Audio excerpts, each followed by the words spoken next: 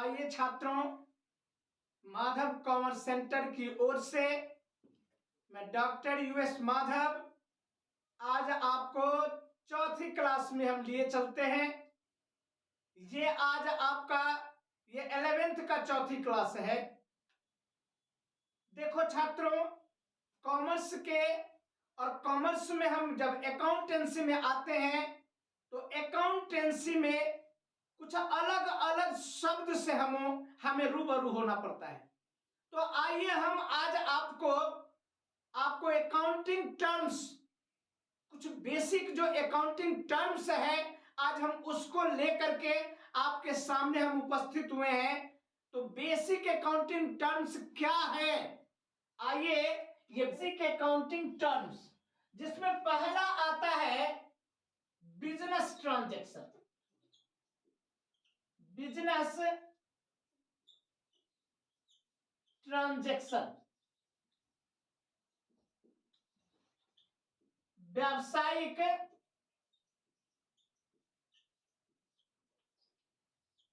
लेन then.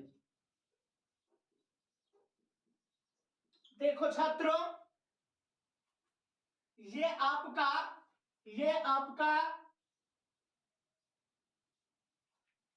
ये business transaction, व्यवसायिक लेन then.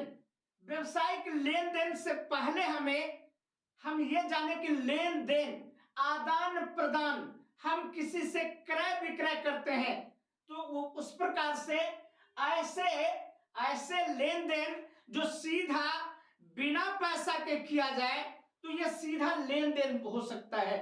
लेकिन व्यवसायिक लेन देन से तात्पर्य ऐसे लेन देन जो मुद्रा के बदले में हो, जो पैसा के बदले में हो, तो हम उसे क्या कहते हैं? तो व्यवसायिक लेन देन कहते हैं। फिर एक बार सुन लीजिए कि ऐसे लेन देन जो मुद्रा के बदले में हो, जो पैसा के बदले में हो, तो हम उसे व्यवसायिक लेन देन कहते हैं। तो एक बात आई आपका ये बिजनेस ट्रांजैक्शन। दूसरा आपको आता है कैपिटल। देखो बाबू, ये कैपिटल पूंजी हुआ। अब देखो बाबू, पूंजी क्या है? व्यापार में व्यापारी द्वारा जो धन लगाई जाती है, चाहे वो नकद लगाई जाए, चाहे संपत्ति लगाई जाए, चाहे माल लगाई जाए, अर्थात कोई भी धन जो व्यापारी व्यापार में लगाता है, हम उसे क्या कहते हैं? तो पूंजी कहते हैं। व्यापार में व्यापारी द्वारा जो धन लगाई जाती है, जो पैसे लगाए जाते हैं, जो संपत्ति लगाई जाती है, हम उसे पूंजी के नाम से जानते हैं। पूंजी दो प्रकार के हो सकते हैं। पूंजी दो प्रकार के हो सकते हैं। एक पूंजी आपको फिक्स्ड पूंजी, फिक्स्ड कैपिटल, अस्थाई पूंजी, अस्थाई पूंजी। ये अस्थाई पूंजी हुआ भाई, ऐसी पूंजी जो व्यापार में दीर्घकाल के लिए, लंबे समय के लिए, लॉन्ग टर्म के लिए अगर लगाई जाती है तो हम उसे फिक्स्ड कैपिटल कहते हैं। और दूसरा हुआ आपका वर्किंग कैपिटल, वर्किंग कैपिटल, कार्यशील पूंजी, कार्यशील पूंजी, कार्यशील पूंजी। ये ऐसी पूंजी जो व्यापार में व्यापार के दैनिक कार्यकलापों को, व्यापार को चलाने के लिए, व्यापार के दैनिक कार्यकलापों को संचालित करने के लिए जो पैसे रखे जाते हैं, जो पूंजी रखी जाती है, हम उसे कार्यशील पूंजी कहते हैं। तो इस प्रकार से हमने आपको बताया कि कैपिटल पूंजी व्यापार में व्यापारी द्वारा जो पैसा या संपत्ति लगाई जाती है, और इसको हमने दो भागों में बांटा। एक फिक्स्ड कैपिटल जो लंबे समय के लिए, चाहे वो अस्थाई संपत्ति हो गया भाई, जैसे लैंड, बिल्डिंग, प्लांट, मशीन जो लंबे समय के लिए लगाई गई है, यह अस्थायी पूंजी हो गया। और दूसरा वर्किंग कैपिटल, जो व्यापार को चलाने के लिए, व्यापार को संचालित करने के लिए, माल के क्रय विक्रय करने के लिए जो पूंजी लगाई जाती है, हम उसे वर्किंग कैपिटल कहते हैं। आइए हम तीसरा आपको बता दे। जो तीसरा है ड्राइंग्स। क्या है बाबू? तो ड्राइंग्स, ड्राइंग्स मीन्स आहरण।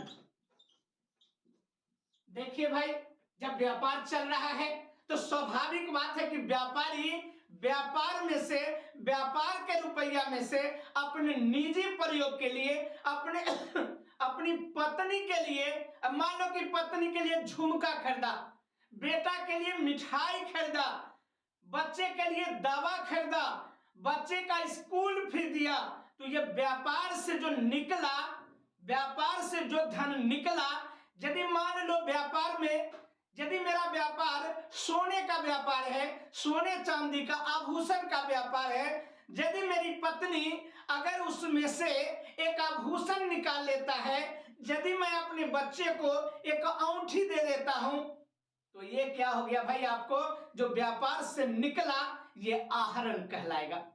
इसको क्या कहेंगे भाई? तो आहरण कहेंगे, ड्राइंग्स कहेंगे।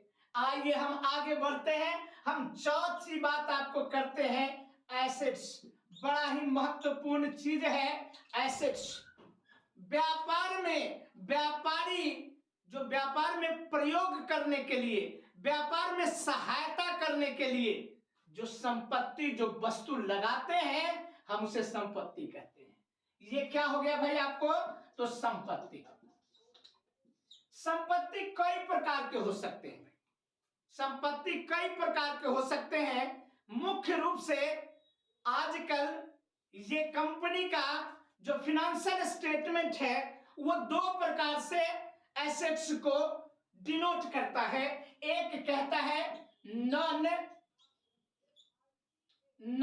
Current assets. ये नॉन करेंट एसेट्स, ये नॉन करेंट एसेट्स, इस नॉन करेंट एसेट्स अर्थात लॉन्ग टर्म एसेट्स। और ये नॉन करेंट एसेट्स में भी दो प्रकार के होते हैं बाबू। एक होते हैं टेंजिबल एसेट्स, टेंजिबल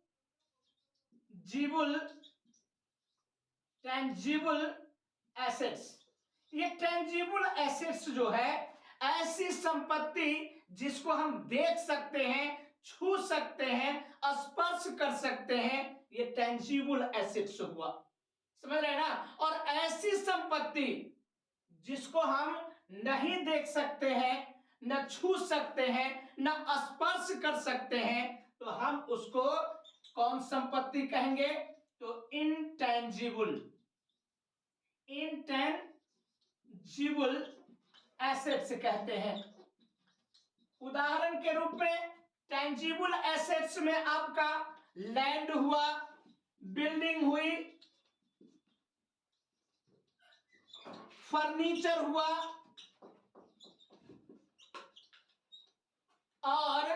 और इनटेंजिबल एसेट्स जो दिखाई नहीं देता है लेकिन व्यापार में ये अस्थायी संपत्ति के रूप में है, नॉन करेंट एसेट्स के रूप में है।